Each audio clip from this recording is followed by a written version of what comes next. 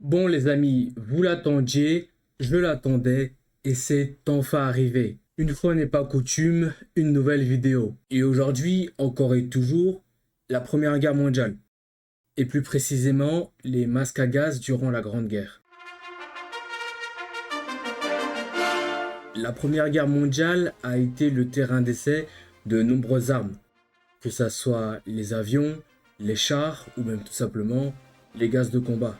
Dès 1914, les différentes armées, aussi bien françaises que allemandes, vont se mettre à utiliser des gaz de combat. On le rappelle, mais dès août 1914, les Français utilisent des grenades lacrymogènes. Très peu efficaces, elles seront bien vite abandonnées. De même pour les Allemands qui, dès octobre de la même année, se mettent à utiliser des obus à gaz. Durant la Grande Guerre, cette utilisation de gaz se peaufinera et aboutira aux gaz que l'on connaît actuellement, tels que le phosgène ou l'hypérite.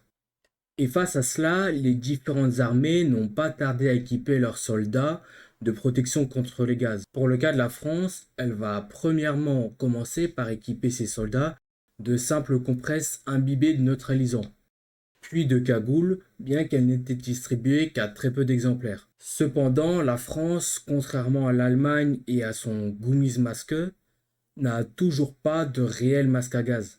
Ce n'est qu'en décembre 1915 qu'un véritable masque à gaz efficace fera son apparition, le célèbre masque M2. Adieu la vie, adieu la vie.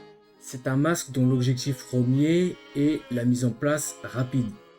Il est constitué de deux pièces de gaz imprégnées et cousues ensemble. La première qui recouvrait tout le visage et permettait la vision au travers d'une vitre en cellophane qui empêchait théoriquement la formation de buée. Quant à la seconde, elle formait une cavité qui englobait le menton et les joues.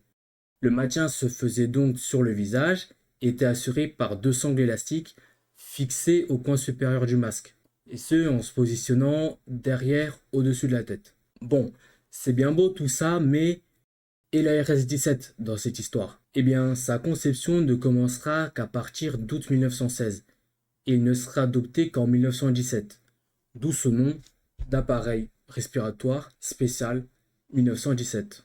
Sa conception est des plus modernes. Il est composé de sa partie principale, le masque, mais aussi d'une embase à laquelle viendra se fixer une cartouche. Cette dernière est remplie avec des charbons actifs qui vont filtrer les différents gaz. Le masque sera distribué à partir de 1918, et ce à plus de 5 millions d'exemplaires. Il est distribué dans un boîtier métallique cannelé de couleur brune, comme ceci. Le système d'accroche est des plus efficaces.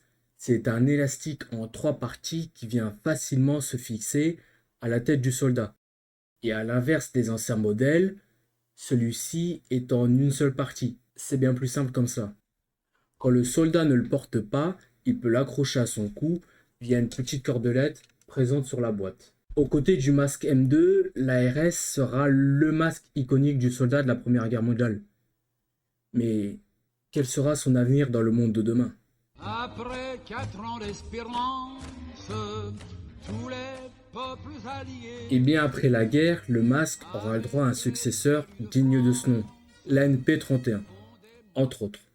Celui-ci sera peu ou pas utilisé durant la Seconde Guerre mondiale, les masques à gaz n'étant finalement là qu'un reflet des peurs liées à la Première Guerre mondiale. Pour conclure, parce qu'il serait temps, la RS-17 est un masque de conception moderne qui a pu faire ses preuves dans l'un des plus grands conflits mondiaux. Sûrement arrivé trop tard, sa création n'aura cependant pas de grands impacts sur la guerre. Mais en revanche, il fut la base pour tous les masques à gaz actuels. Voilà, cette petite vidéo est enfin terminée.